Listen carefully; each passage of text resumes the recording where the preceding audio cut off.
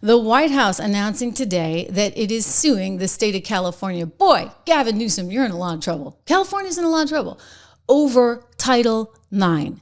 Because you see, that's actually discriminatory, and it actually puts you in violation of all the money that you're getting. They get something like $44 billion from the federal government.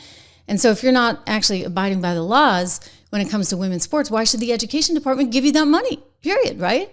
Harmeet Dillon, who's over at the DOJ now, she elaborated on this quite articulately. I just want to give you a quick synopsis from Harmeet. This year alone, California is scheduled to receive over $44 billion in federal funding to support its education system. And yet California refuses to honor federal law that protects the rights of young women. And we can't stand for that here at the Department of Justice. It would be irresponsible to do. Can't stand for it. It would be irresponsible, right? It would be irresponsible because it would be the wrong thing to do for all those young women. Linda McMahon, you know Linda, WWF or WWE, whatever they call it these days, fame. She was on Fox talking about this, saying, look, we're not going to allow this anymore. They're getting too much money and they're breaking the law. We investigated this. The Office of Civil Rights at the Department of Education investigated. We told Governor Newsom that we'd be investigating these violations. We found California to be in violation of Title IX. We turned it over to the Justice Department, and they announced this morning that they were filing suit against California. So, this is something that President Trump campaigned on. His promises made and promises kept. I think it's just... It is just totally unfair to have men competing against women in sports, and also to share their intimate locker facilities, et cetera. And, women fought hard for these rights, and it is the law, and the president means business with it.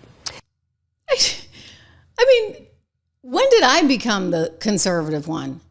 Seriously, how is this even considered so crazy to say, maybe I don't want to be changing in a locker room alongside somebody who still is clearly, we don't need to go into bio 101 here, but is clearly a man.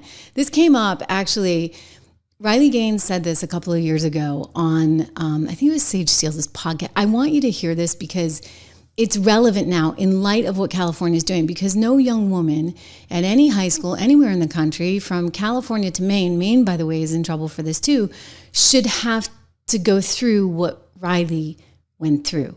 Not just losing her spot to Leah Thomas, but also having to change along somebody who is clearly, you're going to transition. This transition hadn't happened without being too graphic. Actually, the first time I saw him was in the locker room. And so, as I said, which let me just kind of set the scene, a swimming locker room is not a place of modesty. These suits that you put on, your racing suits, it takes about 15, 20 minutes to really poke and prod yourself into these suits. They're paper thin, they're skin tight, your nail beds are bleeding by the end of it. Most of the time you bring gloves so your fingernails don't poke through your suit, or so your fingers literally don't bleed because it's so intense. You have friends helping you try and tuck skin rolls in your suit, all this stuff. So it's a very intimate, not modest environment. And there's also a lot of course, fully undressing. Of course. You get to the pool in your clothes, you change into your warm-up suit, just a normal practice suit. Then after warm-up, you change into your racing suit, which is where, you're really fighting to put this thing on. Then after that, after you race, you come back and you change back into your practice suit to go warm down. Then after that, you come and put your clothes back on. So there's 5 times of fully undressing in one session. And we had multiple sessions every day to set the scene. So I'm in the locker room. I have my back turned, of course, undressing. I believe I was going from my practice suit back into my street clothes. And all of a sudden you hear a man's voice in that locker room. Of course, it's awkward. It's embarrassing. It's uncomfortable. It was innate for every single girl in that locker room to cover themselves, whether it was with their hands or their clothes or their towels, and to leave as quickly as they could. But it felt, of course, it's an utter violation. It felt like betrayal. It was traumatizing. And maybe not even necessarily traumatizing because of what we were forced to see or how we were forcibly and non-consensually exploited. It was traumatic for me to know just how easy it was for those people who created these policies to totally dismiss our rights to privacy without even a second thought, without even bare minimum forewarning us that we would be sharing this changing space. I'm going to jump back in. So again, that was Riley Gaines speaking about how traumatic it was to be changing in a locker room alongside somebody who had obviously some very different body parts. Like, look, it's like not fun changing in front of other women either, right? You know, you feel kind of vulnerable and exposed, let alone that. And I see what you guys are saying in the chat. Like, this got wild. Like, how did it get so wild that suddenly everything was like, oh, you're supposed to just accept this? Like, what were you trying to do to girls, for goodness sakes? Come on. I mean, that's just wrong and it's unfair. And we heard one young woman testifying, this is back in 23, about this issue.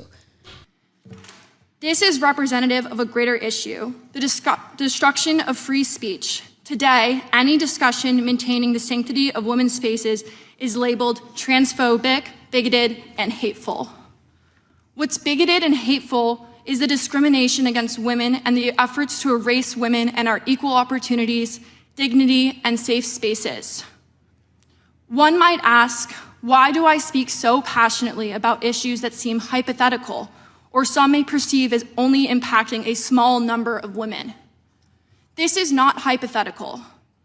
This is real. I know women who have lost roster spots and spots on the podium. I know of women with sexual trauma who are adversely impacted by having biological males in their locker room without their consent. I know this because I am one of these women. Oh my gosh. I was sexually assaulted. Oh my gosh. Okay. So the whole thing, like, you get it, right? Like, it's super sad and it's super wrong. And yet what was going on? They were putting Leah Thomas up on this giant pedestal in ways that, like, I hope history judges this fairly, because you know what? The University of Pennsylvania has had to come out and apologize to Riley Gaines because she was the rightful winner of that race. And yet you remember this. I remember this. Let's watch it together. Oh my gosh. So, it wasn't just that. Leah Thomas went on to be like female athlete of the year. Somebody named Leah that. And then there was this ABC interview. Well, we know where ABC stood on all this. ABC's still paying the price. Brendan Carter from the FCC is all over ABC and Disney and breathing down their back. You know that. We've talked about it at length. Anyway, here is ABC News doing this interview. Oh, well, Leah's going to the Olympics, of course. Except the Olympics is like, no, because we have rules and you can go in your own lane. Because you can't actually swim against someone like Riley if you're Leah. Watch. Are there Olympics in your future? It's been a goal of mine to swim at Olympic trials for a very long time, and I would love to see that through. Yeah, okay. Not happening. Not happening. You know what else is not happening? California's going to lose its $44 billion because it's not going to happen that you're going to allow for people that are naturally born males. And again, I don't need to go back to Bio 101, but there are hormones, okay, that have had a lot of years to build, and a lot of muscle comes from that. And you put Leah Thomas up against the guys, okay? And what happens? Leah Thomas comes in, in the hundreds. I can't remember the exact number. But Leah Thomas was nowhere near first. Men and women are different. Like, we should celebrate that. We should honor that. And we should respect that. It's clear that these people don't know how. And that is a dangerous direction for us to be heading. I'm telling you, Gavin Newsom may be down in South Carolina today spouting off about this. He's all mad. He's going to lose his $44 billion for his education. Well, Gavin, you know what? You're going to lose if you run in 28. And any Democrat that keeps hammering home this issue is going to lose, because we have, as a society, daughters, sisters. If you're a man, you have a wife. You care about women and protecting them, and you don't want to see what happened to poor Riley Gaines happen to your daughter, your sister, your wife. It's just wrong.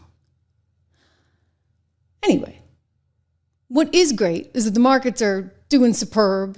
We're doing superb here on the show. Oh my gosh, we're going to be at 1 million, guys, pretty soon. Thanks you to all of you. Hey, Unc Andy, good to see you in here. Ian, you made it. We're on a little bit later today. You can't always make it live, but it's always great to see you. Well, sometimes I see you live. Anyway, great to have you all. Thank you. We had a longer show than usual, but I did want to bring you to see my friend Scott Brown, who's running there in the great Live Free or Die state of New Hampshire. We're going to make sure that it stays Live Free or Die. I do want to leave you with this little bit of news.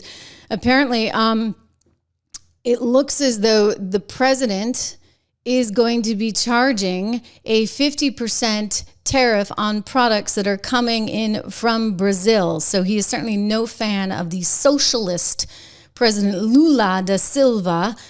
Very, very big socialist there. And so that's just come forward. Another story that we didn't really talk about a lot today, but you know, of course, that Biden's doctor, Dr. Kevin O'Connor, he took the fifth. He is, not going to try and incriminate himself. He also has the I guess in this case, it would be the doctor patient, I was going to say client, but patient relationship that he can guard against. So he's not given any more information on just how ill Biden might have been. We do have a lot of questions still about that. And we'll get into all of it because, the week is still young.